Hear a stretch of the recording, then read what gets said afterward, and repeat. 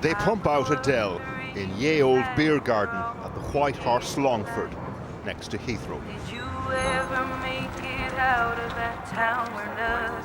It sits on a sort of global crossroads, half the village refugees, the other half residents feeling under siege. Who's in this house? Refugees and refugees. And all set to the deafening roar of a world on the move. In Longford, you never really get to hear the chorus.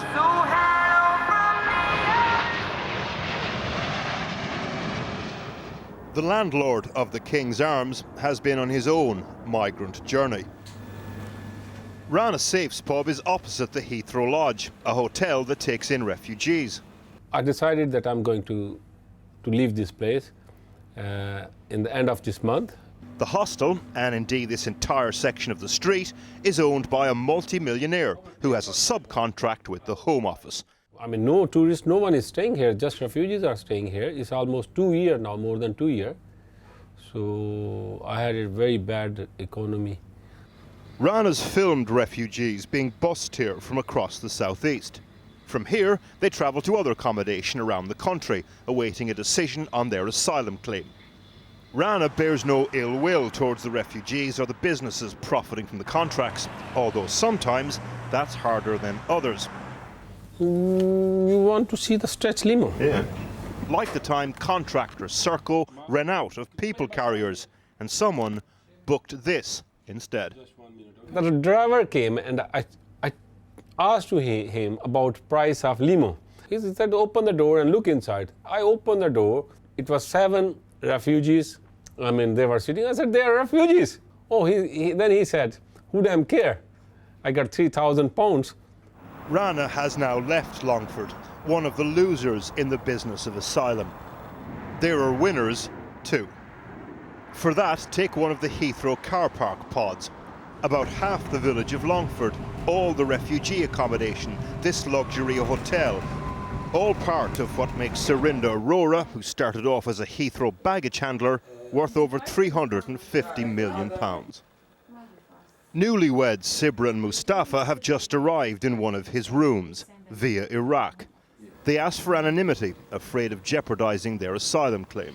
تقريبا وعسنا 3 شهر يعني 6 شهر يعني زوجين بعد 11 يجي يعني. They describe the accommodation here as clean and well managed, anything better than the continental odyssey they've just completed.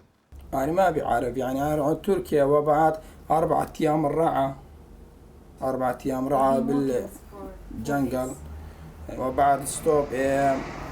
The journey that thousands have made this year, but Sibra did it all, 4 months pregnant.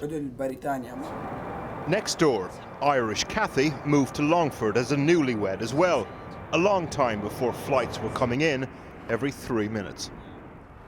I mean, the house was okay at one stage. They were rented out normally. Yeah. But then immigrants started coming and become a different story. And has that changed the feeling of this neighbourhood then?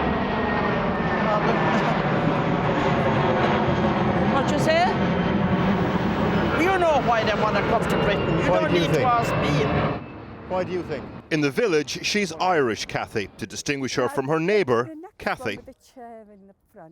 She also moved to Longford when she first got married. Both Kathys point to the gardens. One by one, the flower beds disappear as residents move out. The refugees has only just been recent. Yeah. I mean, it's only just been recent. It's nothing to do with what's been happening in the village in the last years. I see. So the village was in decline long before refugees arrived? Oh, yes, definitely. In other words, it's becoming harder and harder to get to know people here. La ilaha illallah. La ilaha illallah. The last day of our stay, we met George. Suddenly, the plot line went south. He asked for anonymity, not wanting to be seen to say anything that might jeopardise his asylum claim. Syria, Bashar. He told us he was from Aleppo in Syria. This 70-year-old man has been through some sort of trauma. But parts of his story don't hang together. So we sent the interview to a friend of ours in Aleppo. Turns out it's unlikely that George is in fact Syrian at all. We went back to try to clarify, but George had already left.